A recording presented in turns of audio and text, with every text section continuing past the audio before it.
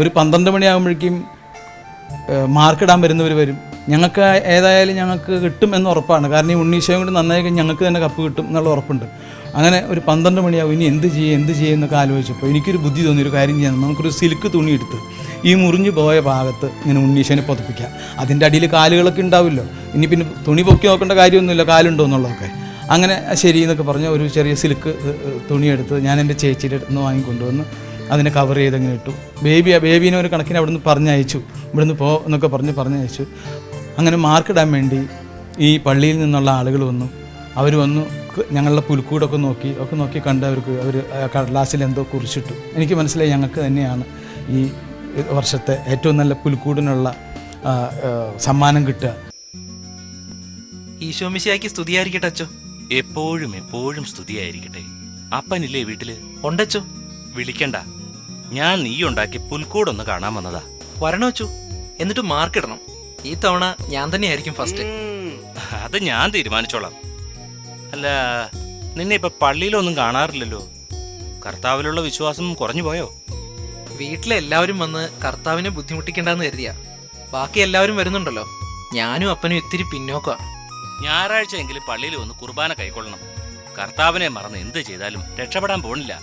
ആ, എന്നാ നമുക്ക് പുൽക്കൂട് കാണാം അല്ലേ അച്ചോ? ശരി.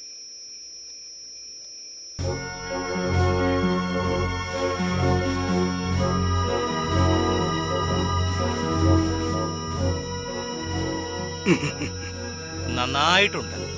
ഇത്രയും നല്ല പുൽക്കൂട് ഞാൻ ഈ ഇടവകയിൽ കണ്ടിട്ടേയില്ല. എന്താ നിങ്ങളുടെ അഭിപ്രായം? അച്ഛന്റെ അഭിപ്രായം തന്നെ ഞങ്ങളുടെ അഭിപ്രായം. ആ, ഇനി ഈ ഇടവകയിലൊന്നും കാണാനില്ലല്ലോ? ഇല്ല അച്ചോ, ഇനി ഒന്നും കാണാനില്ല. തീർച്ചയാണോ? ഇനി ഈ ഇടവകയിൽ നിന്ന് കംപ്ലൈന്റ് ഒന്നും വരരുത്. ഇല്ല അച്ചോ, ധൈര്യമായിട്ട് മാർക്കിട്ടോ. ഞങ്ങൾക്കറിയാത്ത ഒരു സ്ഥലവും ഈ ഇടവകയിലില്ല. ഇനി ഇവിടുന്ന് മങ്ങാടിക്കുന്ന അവിടെ കുറുക്കന്മാരേ ഉള്ളൂ, മനുഷ്യന്മാരൊന്നുമില്ല. ഞാനും അവിടത്തെ ഒരു കുറുക്കനാണച്ചോ.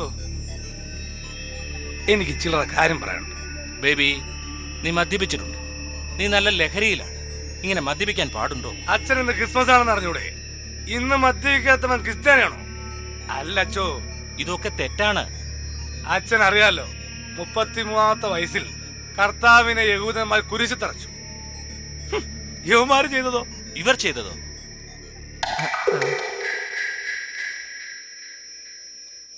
ഇവർ ചെയ്തതെന്താ? ഉണ്ണിയേശുവിനെ തന്നെ ഇല്ലാതാക്കി.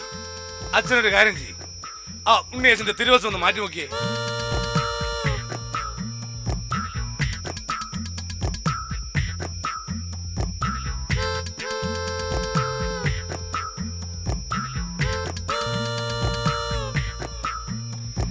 കർത്താവ് ജനിച്ചത് തന്നെ തണ്ടലൊടിഞ്ഞിട്ടാണോ?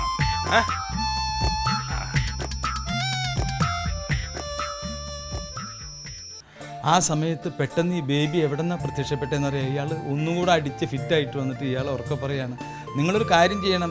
അപ്പോൾ ഇദ്ദേഹം ഞങ്ങളുടെ അടുത്ത് കള്ളുടിക്കാൻ വേണ്ടി കുറച്ച് കാശ് ചോദിച്ചു. ആ കാശ് കൊടുത്തിട്ടില്ല. അതിൻ്റെ വൈരാഗ്യം കൊണ്ട് അയാൾ പറഞ്ഞു, ദേ കമ്മിറ്റിക്കാരെ, നിങ്ങളൊരു കാര്യം ചെയ്യണം, ദാ ഉണ്ണീശയുടെ തുണിയൊന്ന് പൊക്കി നോക്കണം, ബാക്കി ഭാഗമില്ല, കഴുത്തും ഈ ചെസ്റ്റും മാത്രമേ ഉള്ളൂ എന്ന് പറഞ്ഞപ്പോൾ അവർ ആ തുണി പൊക്കി നോക്കിയപ്പോഴാണ് ഈ പറഞ്ഞതുപോലെ ഒടിഞ്ഞു പോയ ഒരു ഉണ്ണീശയുടെ തലയും ഈ ചെസ്റ്റും മാത്രം ഉള്ളത്. അങ്ങനെ എന്തിനു പറയണം, ഞങ്ങൾക്ക് ആ കൊല്ലം അന്ന് ഈ പുൽക്കൂട് കെട്ടിയതിന് സമ്മാനം കിട്ടിയില്ല എന്നുള്ളതാണ്. ഇന്നും അത് ഓർക്കുമ്പോൾ വലിയ സങ്കടമാണ്. എന്നിരുന്നാലും ബേബി എന്ന് പറയുന്ന ആളും ഇന്ന് മരിച്ചുപോയി.